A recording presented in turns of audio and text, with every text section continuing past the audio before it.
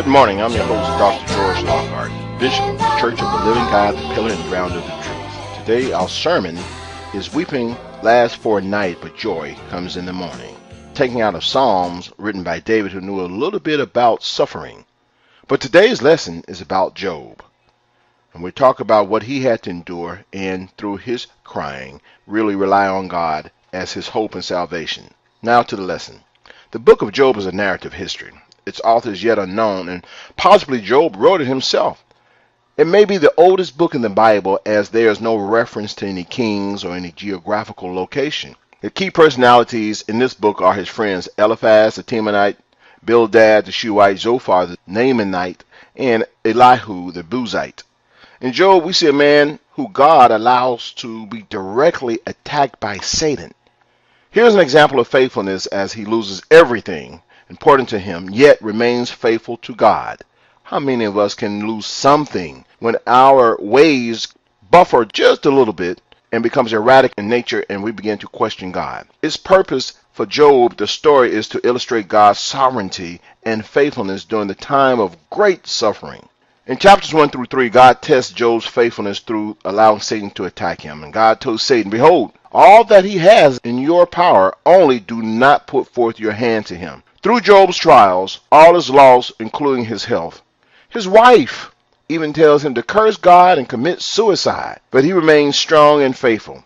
And through all of this, the Bible tells us, Job did not sin, nor did he blame God. An important lesson for us. In chapters 4 through 37, Job's friend gives him plenty of bad advice in rounds of discussion. They mistakenly blame his sufferings on his personal sins rather than God testing and growing Job. And many of us go through those tests. Can you make it? Remember, all metal goes through fire. Doorknobs, pins, rings, jewelry. So when they're being forged through that fire for the goodness of something, we lose sight because of the fire. Even one of them, his friends, was half correct in that God wanted to humble him, but this was only part of God's test. There's one passage in Job that really catches my attention. In chapter 30, it kind of sums up everything that Job was going through.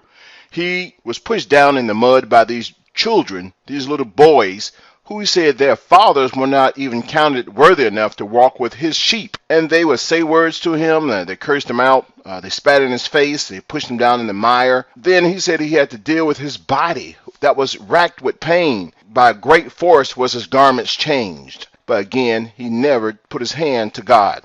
So there's a lesson in it for us today. God trusted in him. God doubled everything that he had in the very end. When we say weeping endureth for a night, well, the question is, how long is a night? Have you ever tried fasting through a night? Have you ever been up all night trying to study? A night can be quite a long time, especially when your body is racked with pain. Remember, God took all of the material substances that Job had through Satan. However, when that did not work, then he began to touch his body. But here's the key phrase. Through all this, Job did not sin, nor did he blame God. And that's the lesson today. Weeping endureth for a night. But if joy is going to come in the morning, if you know that God is on your side, you have to believe that God will bring your joy in the morning. That ends today's lesson. I hope you do read the scriptures that's embedded within the document today. And remember, God is always in